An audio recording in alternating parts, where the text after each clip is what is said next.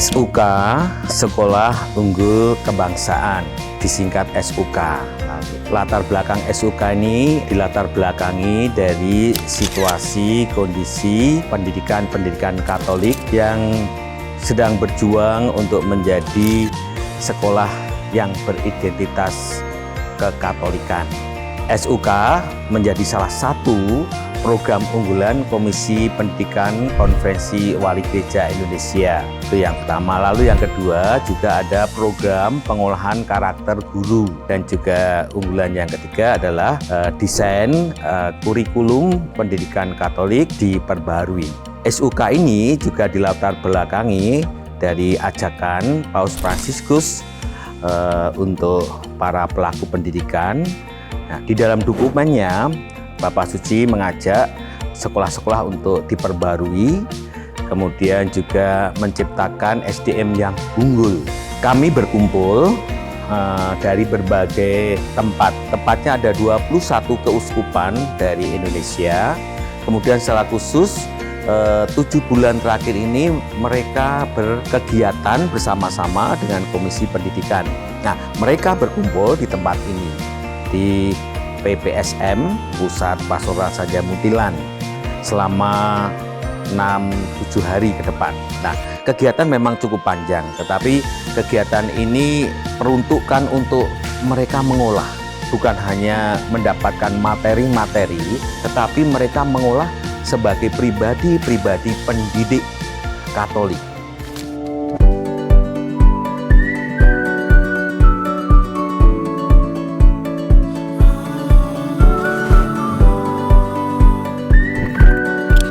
Kegiatan pelaksanaan Sekolah Unggul Kebangsaan yang direncanakan Komisi Pendidikan Konferensi Wali Gereja Indonesia itu sudah direncanakan hampir 2 tahun yang silam dan kemudian dilaksanakan secara bertahap, melibatkan sekian banyak sekolah-sekolah teristimewa yang ada di luar Pulau Jawa sebenarnya. Tapi sebenarnya diminta juga untuk semua terlibat.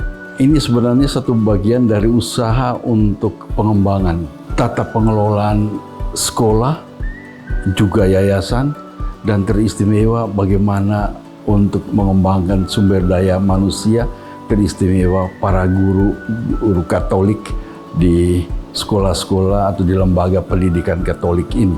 Dan saya yakin ini bukan hanya program pada periode ini, tapi ini akan terus dilanjutkan. Dan kalau kali ini hanya melibatkan sekitar 119 sekolah, saya yakin untuk kemudian bisa lebih banyak lagi. Dan ini yang bagian dari kita coba berusaha untuk berbenah dan kemudian nanti mudah-mudahan berbuah menghasilkan sesuatu yang baik untuk lembaga pendidikan Katolik di Indonesia ini.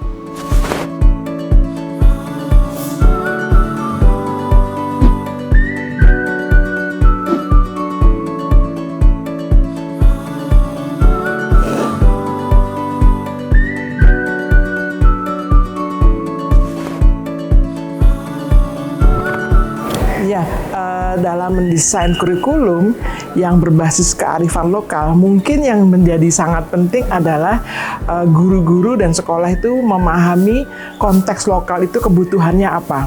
Misalnya kemarin ada contoh John Paul dari Maumere kalau nggak salah ya, itu mengangkat isu tentang lingkungan hidup dan bagaimana anak-anak diajarkan untuk melakukan kegiatan menggunakan limbah untuk membuat sebuah kompos dan perhatikan penanaman pohon. Itu salah satu contoh bagaimana kearifan lokal diintegrasikan ke dalam kurikulum. Juga ada contoh, saya lupa dari sekolah mana, bagaimana kita berjalan bersama dengan orang-orang atau teman-teman atau saudara-saudara yang dari latar belakang berbeda. Berarti kita mengajarkan anak-anak itu toleransi. Bagaimana toleransi terhadap keragaman itu menjadi hal yang sangat penting. Menurut saya ini adalah hal contoh-contoh yang menarik sekali yang bisa dikembangkan oleh masing-masing sekolah sesuai dengan keadaan lingkungannya, kondisi lingkungan sekitarnya, apa yang harus dikembangkan.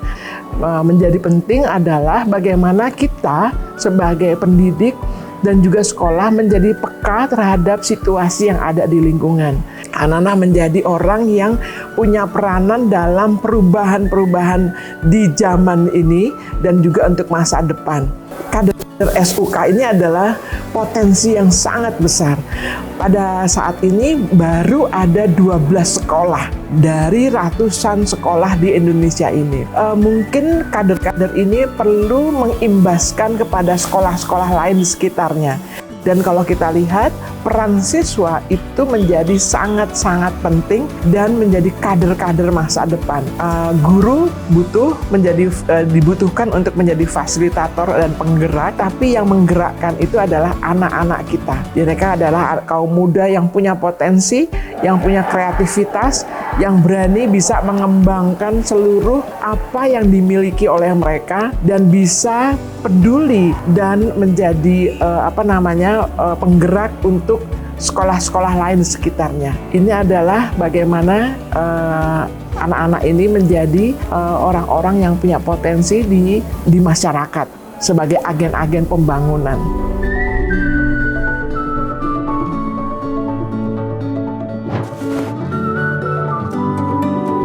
Oke, waktu pertama kali datang mengunjungi sekolah Mangunan ini, hal yang pertama yang paling dilihat itu sungguh luar biasa, berkesan, karena sekolah ini betul-betul memakai kurikulum Merdeka Belajar yang memerdekakan anak dalam belajar dan yang tidak menuntut hal-hal yang berkaitan dengan kurikulum. Jadi setelah melihat keadaan sekitar tadi, sempat mengunjungi SD dan SMP, ada hal-hal atau poin-poin penting yang akan dibawa ke khususnya kami yang berada di wilayah Merauke.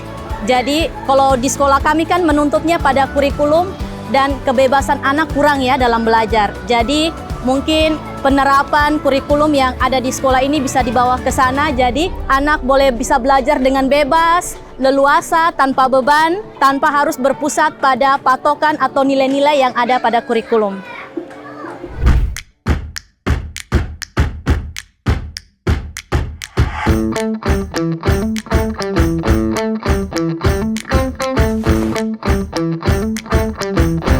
Saya ini sudah terlibat lama di dalam Komisi Pendidikan KWI mewakili Asosiasi Perguruan Tinggi Katolik Aptik. Dalam pendampingan atau menjadi mitra kerja, saya melihat apa yang sedang dilakukan oleh komisi dalam mewujudkan yang namanya Sekolah Unggulan Kebangsaan. Ini adalah hasil dari refleksi yang cukup panjang, dari rencana yang sudah didiskusikan panjang, di mana saya terlibat, dan terutama karena punya kewajiban moral ya, supaya program ini berhasil. Itulah yang mendorong saya untuk hadir dalam program ini.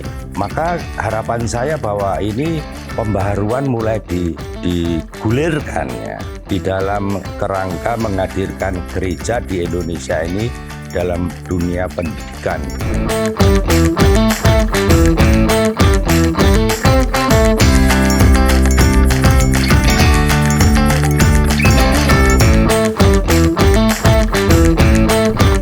Oke, yang pertama setelah kunjungan ke tempat ini, Sekolah De Brito tentu pasti merasa sangat senang. Karena apa? Karena saya dapat ilmu baru, banyak ilmu baru yang saya dapatkan dari sekolah ini. Yang pertama itu adalah bagaimana saya memposisikan diri saya betul-betul sebagai seorang pendidik yang dalam tanda kutip bukan hanya mengajarkan ilmu saja, tetapi mendampingi anak dalam proses perkembangan karakternya.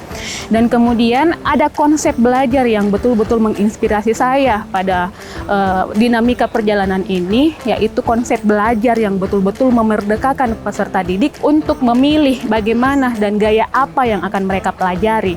Ini tentunya sangat sejalan dengan yang dikeluarkan oleh pemerintah, yaitu kurikulum merdeka tentang konsep kebebasan belajar. Tetapi konsep kebebasan belajar yang saya dapatkan di sini itu menurut saya sangat terinspirasi karena anak-anak dipertemukan dengan kehidupan nyata, belajar dari pengalaman-pengalaman, dan belajar sesuai dengan isu-isu sosial yang ada saat ini. Kemudian untuk nilai-nilai keutamaan, nilai-nilai kekhasan yang menurut saya bisa dibawa kembali ke unit kerja saya percaya bahwa di semua sekolah Katolik itu sudah memiliki nilai keutamaan atau nilai kekhasan.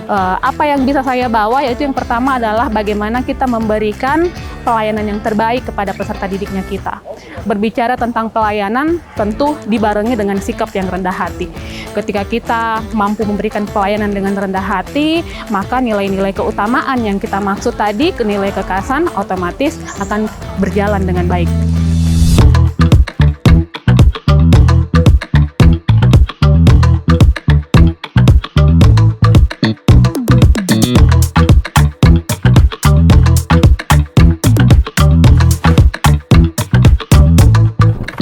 Action plan yang akan dilaksanakan di sekolah atau keuskupan Padang adalah melaksanakan refleksi di setiap akhir minggu atau hari Jumat setiap minggunya.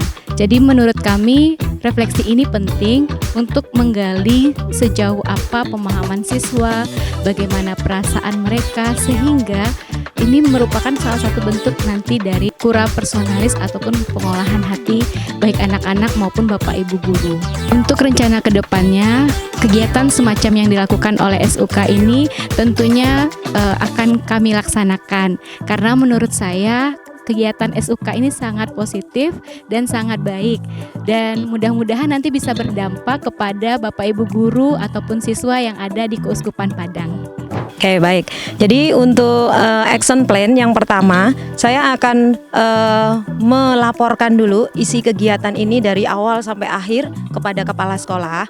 Yang kedua, saya ingin menyampaikan juga kepada kepala sekolah bahwa saya ingin menggerakkan hati anak melalui kegiatan refleksi. Jadi mengolah diri anak. Saya akan fokus dulu ke anak yang saya menjadi wali kelasnya. Jadi saya akan fokus ke anak di kelas saya dulu. Nah, setelah itu saya akan melihat hasilnya ada perubahan atau tidak. Setelah ada perubahan, baru saya akan berbagi dengan teman-teman wali kelas yang lain. Jadi rencananya seperti itu, saya lakukan dulu, baru saya nanti akan berbagi ke teman-teman. Jadi kalau langsung berbagi tapi saya sendiri belum melakukan, sepertinya agak kurang ada kesannya seperti itu. Jadi saya mau melakukannya dulu, baru nanti saya akan share ke teman-teman wali kelas lain di sekolah kami.